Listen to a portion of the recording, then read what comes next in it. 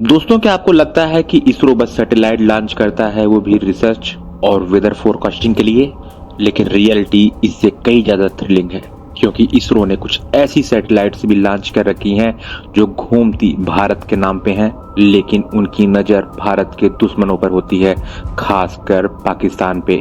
और दोस्तों, क्या आपने कभी सोचा कि इंडिया ने जब बालाकोट स्ट्राइक की प्लानिंग की, और या एलओसी पे जब सर्जिकल स्ट्राइक की गई, और या फिर ऑपरेशन सिंदूर के दौरान अपने टारगेट को चुनना हुआ, तो इतने सटीक टारगेट कहां से आ गए? तो इसका जवाब है इसरो की वो सीक्रेट सैटेलाइट्स जो आसमान में जासूसी करती हैं। और दोस्तों, ये कोई कॉन्स्पिरेसी थ्योरी नहीं है, बल्कि एक वेल डॉक्यूमेंटेड मिशन है। और इस मिशन में शामिल है कार्टोसैट, रिसैट और इमीसैट, जो कि पाकिस्तान के न्यूक्लियर बेस, टेरर कैंप और आर्मी की मूवमेंट में नजर रख रहे थे। तो चलिए बात करते हैं इसरो की स्पाई मिशन के बारे में। आप बस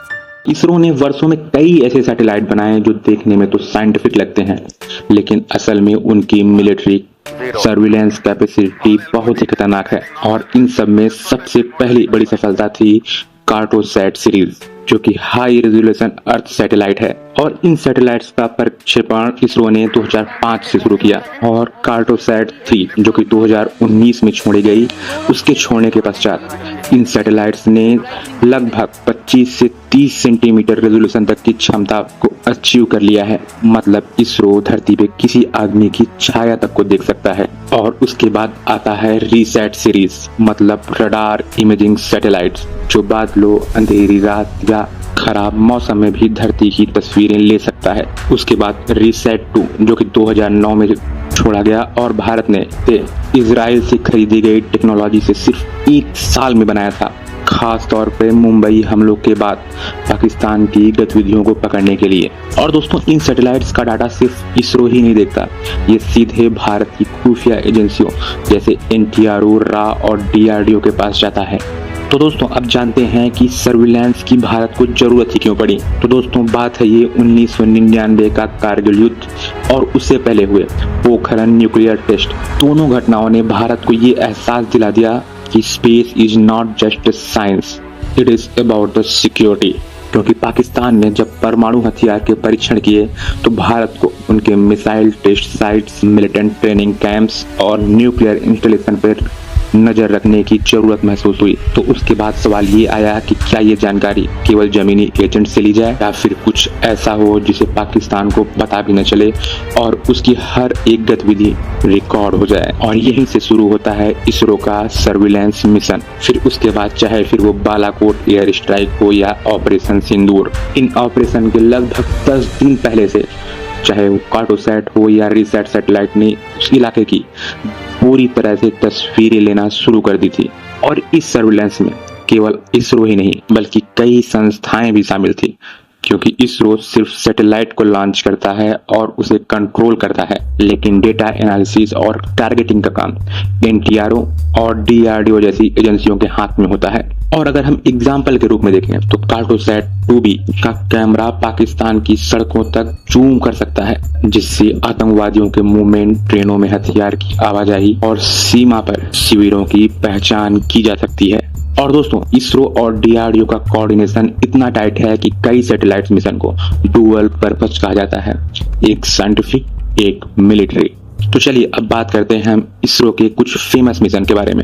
रिसैट 2 मिशन 2009 में 26/11 के बाद पाकिस्तान में हो रहे आतंकी मूवमेंट को पकड़ने के लिए इसरो ने इजराइल की मदद से रिसैट 2 को भेजा, और इसका रेडार सेंसर रात और बादल में भी इमेज भेजता रहता था। और बालाकोट स्ट्राइक 2019 में कार्टोसैट 2C और रिसैट 2B ने लगभग 10 दिनों तक बालाकोट कैंप की हाई रेजोल्यूशन इमेज को लगातार भेजी, जिससे एयरफोर्स को एग्जैक्ट लोकेशन मिल सके। फिर वो चाहे वो एलओसी पे नियमित रूप से मॉनिटरिंग हो, या फिर लॉन्च पैड और ट्रेनिंग साइट पे निगरानी रखनी हो, तो वो पूरी तरह से तैयार रहता है।